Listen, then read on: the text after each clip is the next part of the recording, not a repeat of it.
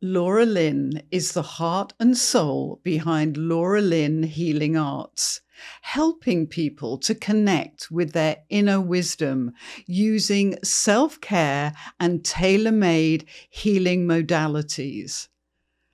I'm Caroline Phipps, the founder of Living With Inner Elegance. Inner Elegance is a safe space where we come together with grace and dignity to craft solutions to problems in today's fast-paced and chaotic world.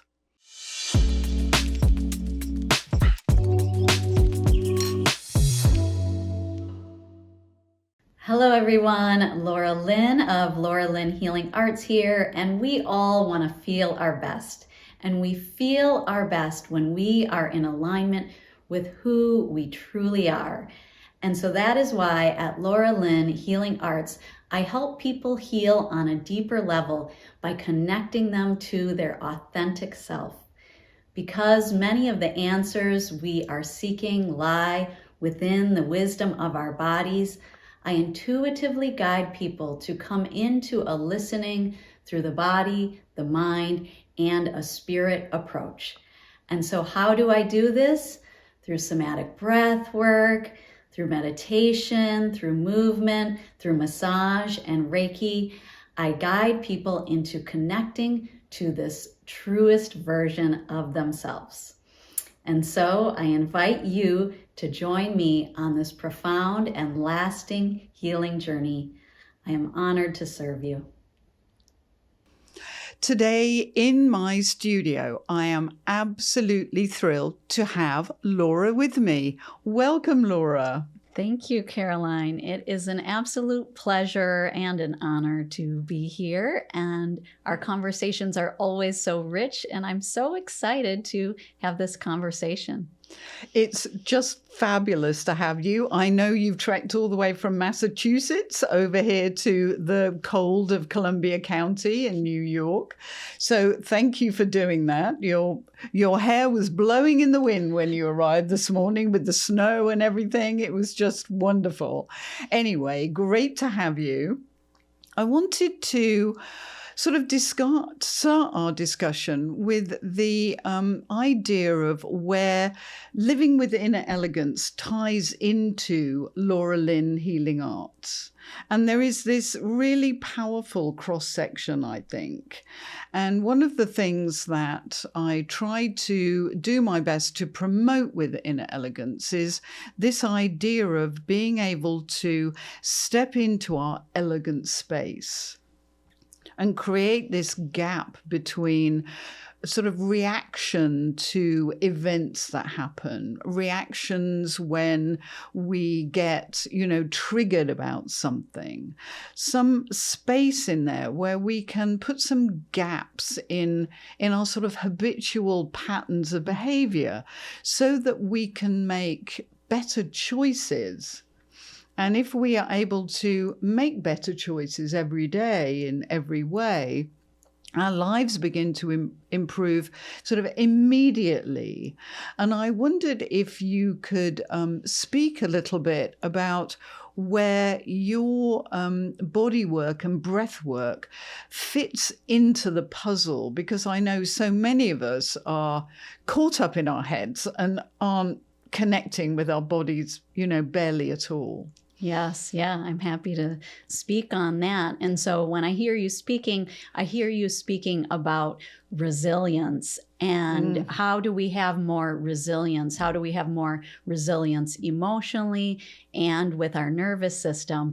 So for me, I've really found that, as you said, through the body and through a body, mind, and spirit approach. So often we're stuck in our heads, we're stressed, and that's the place we're trying to solve our problems with and from and move through the world with. And a lot of times we're just kind of cut off right here from everything that's happening down here. And we have so much wisdom in our bodies and so much intelligence of our emotions if we let ourselves feel.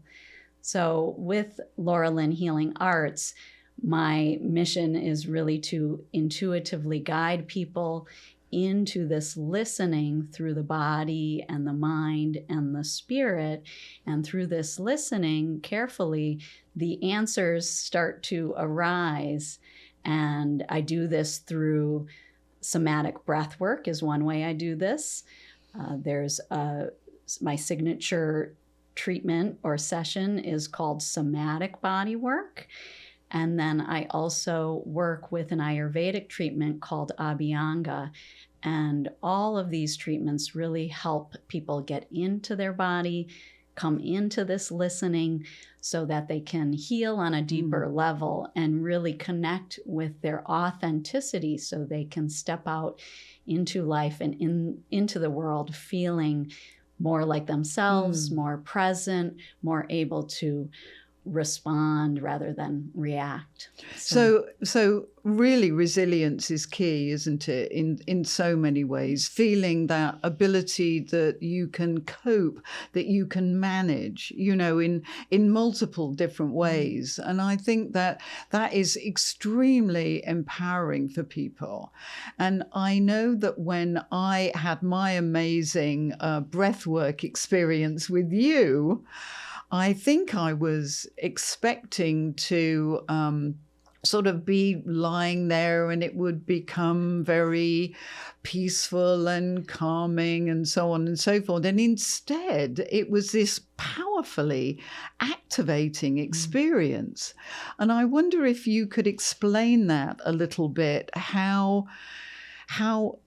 why we start with the breath and how activating that in a way is so powerful for our well-being. Yes. Yeah.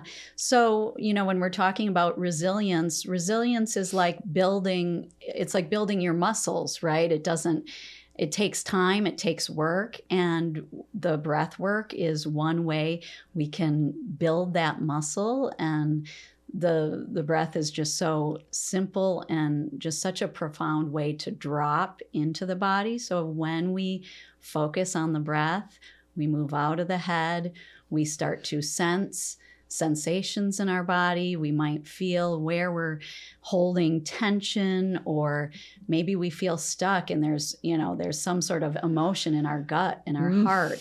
And so once we start to notice that and breathe with it, we can meet those feelings. And the somatic breath work is a breath pattern that is designed to really help move energy through the body. So you can think of it kind of like a broom sweeping out any dirt, any dust, any cobwebs.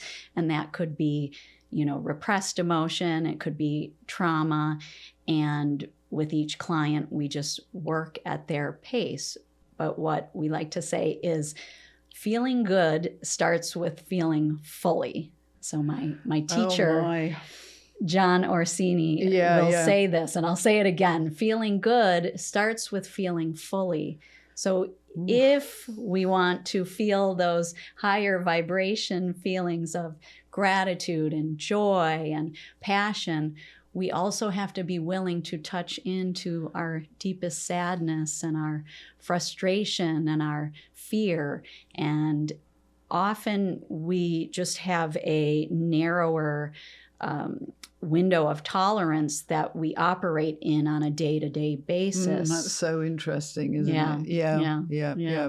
So we want to, with the breath work, start to build that muscle, start to expand that tolerance so we have a greater range. And when we have that greater range, that's when the resilience comes in, and we can, instead of reacting to a situation, we can respond with more patience, with more grace. And that's when we become more present with ourselves, more authentic, and just feeling more alive, which we all want to feel just really alive and in this moment, right? Yeah, absolutely. I wonder if you could speak a little bit to the I think that one of the issues that happens in society today is that somewhere along the line we have been programmed to think that pain is bad, that feeling miserable is wrong somehow, that there is some kind of something we can take that will put a lid on all pain and suffering, and that is not a part of life. And yet I think this whole idea of when we are able to embrace the difficulties, they can be tackled, because when we don't embrace them, we're always trying to sort of, I don't know, cover everything over with, maybe it's medication or substances, or I don't know, too much shopping at the mall, or whatever it is that people do to get some instant gratification and make the pain go away. That I feel that there is such a prevalence of that in society. And I wonder if you could speak a little bit about how you can help people to explore the idea that if they go to those deeper places, it's not going to be so terrible. It's actually going to be helpful. And I think that's kind of an important part of it. Yes, absolutely. It's all about letting yourself feel. And as the saying goes, what you resist persists. So the more we kind of repress the feeling or numb ourselves or distract ourselves, even with good things like buying a house or getting married, or, it's taking us away from what's happening internally. And it is true. We like what's familiar. We like what's comfortable. We like to move towards those things. And, but some of those things are not necessarily healthy for us, right? So the nervous system, likes what's familiar, not necessarily what is healthy for us. So what happens is, if we're having those feelings, with the breath work, we want to meet them. And then as we meet those feelings, they become less scary, because it's just meeting the feeling where it's at. It's just almost just the acknowledgement that, okay, this is fear. This is, how does it feel in my body? And then once you let yourself feel it, then you're able to let go, or the energy is able to be freed up and make space for something new. Yeah. I suppose, interestingly, all emotions in this way have a way of playing out, don't they? And sort of dissipating. We can all remember when, we were furious about something. Well, we don't stay furious forever, do we? I mean, some people maybe have lots of anger issues and so on, but things have a way of moving along, but only if we allow them, I think. Yes. Yeah. I think they say like an emotion will last about 90 seconds. However, wow, that's amazing. In our heads, we get stuck. We feel like we're always going to feel that way. And that's often when we're in that dysregulated state. So we're in that sympathetic stress, go, I got to get all these things done. But when we just breathe into it, and that's, like you say, it's so potent and powerful, the breath, when we breathe into how we're feeling, then, then we can allow, then we can let go, and we can make a different choice from that belief. So the thoughts and the feelings go into a cycle. So you might think the thought, and then you feel a certain way. And, that'll take you back to the thought, and you could stay in that loop. Right. Yeah. And so it's really about bringing yourself into the body in a safe way with some movement, and that helps your body really regulate. When I do a session with someone, it's really at their own pace. And we slowly ease into these things, because it can be really scary when someone's having a first session of breath work.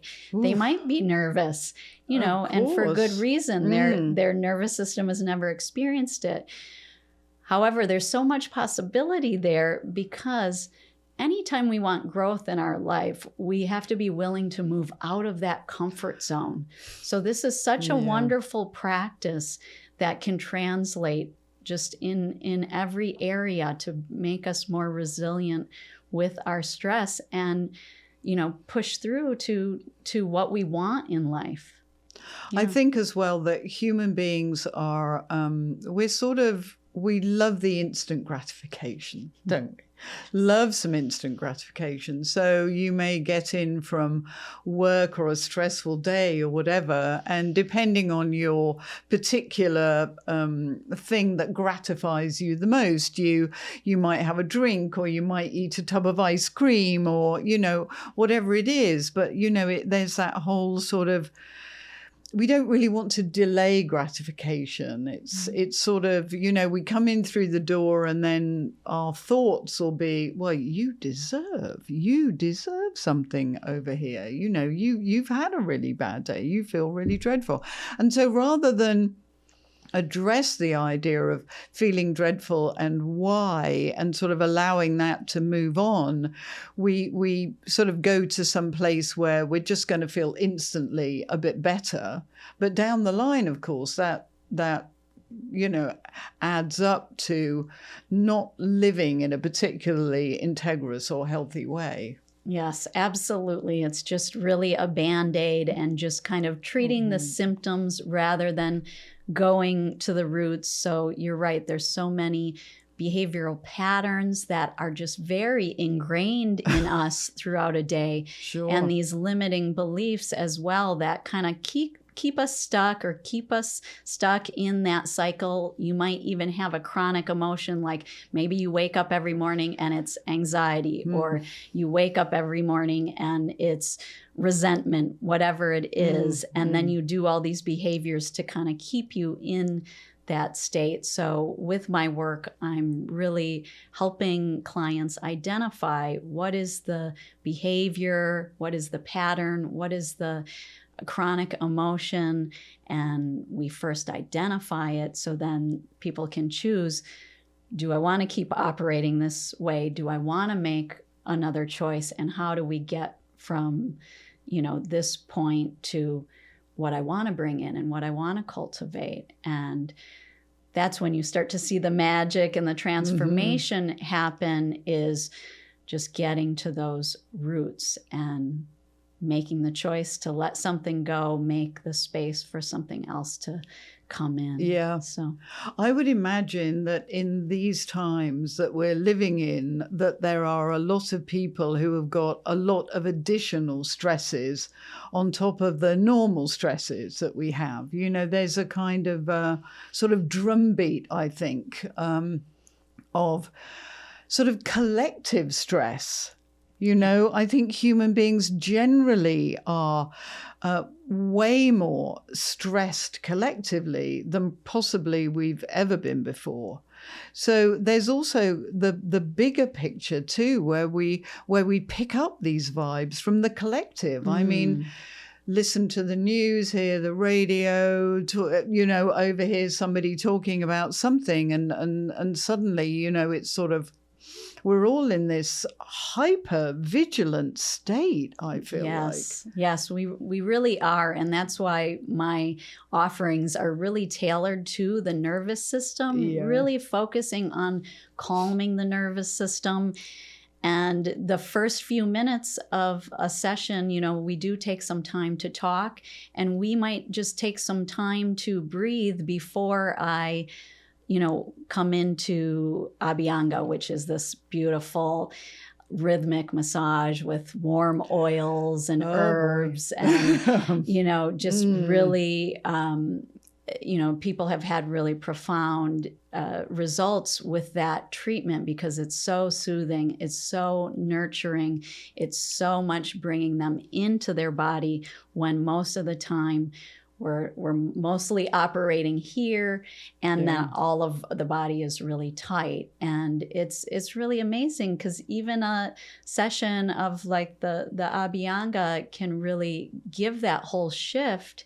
And I've had clients that identified a limiting belief just through that whole experience and came out lighter, and life was not so heavy, and Right, noticed right. a lasting effect with it. So that is, that's why I've specifically curated my offerings to address the times that we're living in. Yes. No, I love that. Yeah. I love that. And that's a particular type of massage I've never heard about before. And it sounds incredible. Is that part of the Ayurvedic work that you do? Which I've never heard of it before. Yes. So Ayurveda is the traditional medicine of India, and it focuses on certain things like diet and exercise, pranayama, yoga.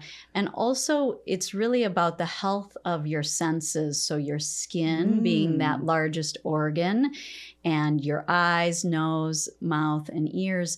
And so with Ayurveda, there's wonderful body treatments to really take care of the health of your senses, which is really also the nervous system. And so I find that not only is it calming for the nervous system, but it's supporting your lymph system and your immune system. And there's just such a great wisdom with these really ancient medicines, whether it's Chinese traditional medicine or Ayurveda, just the amount that they are connected to nature. And when we live in harmony with nature, we have our best health. So I believe that you headed for Japan when you were still a college student. So what drew you to Japan? And then I know that you've had, quite a big Asian experience. So maybe you could just let us know a little bit about that. Yeah.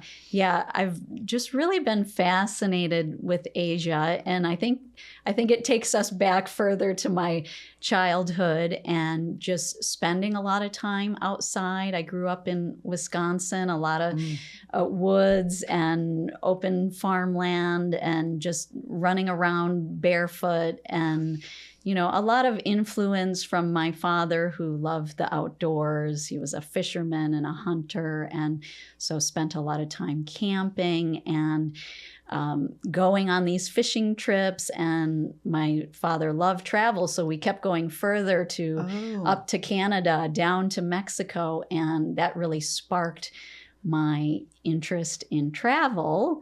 And then also, my connection to nature. And also, my father was really social guy. He loved parties and he loved to dance. And that somehow got instilled in me. He sounds like a great guy. Yes. And so from a young age, I remember spinning around and just spinning and, just rolling around outside or looking up at the clouds. So I think, living through my body in that way, and my body as a lens for life, for physically, emotionally, artistically, I was drawn to anything with health and wellness and the body. And I think with, these practices so connected to nature, I was drawn to Asia. So, Wow. Yeah. So after you experienced Japan, I believe then, did you live in Taiwan, was it, after that? Yeah. So I was living in Taiwan for 3 years. I went originally to teach English as a second language. And I just wanted to eat up everything in the culture. So I started learning the language, Mandarin. I started learning Chinese classical dance, and I'm not sure if you know about Chiang Kai-shek Memorial Hall, but it's this huge open air park. There's a museum and such. And I ran into all these groups doing martial arts outside. So it was this combination of this graceful movement. To me, looked like dance, these different forms, Tai Chi, Qigong, sword dancing, pushing hands, and, more of an elderly population that was, existing in community and looking very healthy. So I thought, okay, there you go. I want more of what they're doing. Yeah. Soon after, at an international community center, I met a Chinese traditional doctor. He was teaching Qigong. I joined a group class. And then with him, I had my first acupuncture treatment. And I went to his office space and started observing and learning some acupressure, and, tried many different modalities while I was in Taiwan, reflexology, Tui Na. And from that experience, I got very interested to pursue my learning further. Yeah. Well, that's amazing. And now you brought it all back here to us, which is just incredible. But I love this whole idea of the integration of people with nature. I grew up on a farm. And the same thing, riding my pony through the forest, lying in the grass, looking at the clouds. And my father was also a very similar inspiration to yours. And I think that we can sort of feel those things, and those connections. I'm always very aware of the connectivity of things, and I sense that with you. Yes. Wonderful. Yeah. So, Laura, I wonder if you would let everybody know how to reach out to you, discover more about these wonderful healing options that you offer to people, and ways to communicate with you would be great. Yes, yeah. So people can go to my website. It's Laura Lin Healing Arts.com. That's LauraLin healingarts.com. And you can sign up for my newsletter. You can book a service online. You can see what classes I'm offering. I'm offering classes, group classes in somatic breathwork. And I also have a YouTube channel, so you can check out my YouTube channel, find a video that you like, some meditation or some Qigong, just really quick tips for your self-care. So that's where you can find me. Well, it's been fantastic having you here. I'm Caroline Phipps, founder of Living With Inner Elegance, and I was here with Laura Lin today. I cannot endorse this lady enough. It has been an incredible pleasure to have you here, and I feel extremely inspired about this connection of mind, body, and spirit, and that we can integrate these things in a way to help us to get out of habitual patterns and make better choices, because that's where real change begins, not only for us as individuals, I believe, but as a global family, So yes. I'm delighted you've been here. Thank you so much. Thank you for having me, Caroline. So, CarolinePhipps.com. Visit my website and you will find videos, articles, podcasts, and workshop information.